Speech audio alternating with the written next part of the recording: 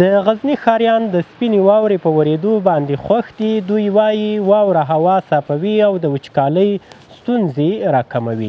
دا چې غزني کې نن لومړنۍ واوره ده او موږ تاسې غزنیچان البته ټول افغانان ډېر پرې خوشحاله پرې خوشبینه یو ځکه چې واوره چې ده د هوا په صافوالي کې غټ رول لوبوي.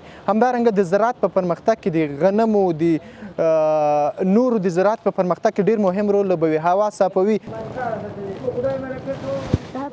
والله واوره خو د خدای وکړي واوره خو باراني موسم خو ډېر خوند کوي او دومره خوښ وي چې بیخي د اندازې زیاته خوښ وي ورته.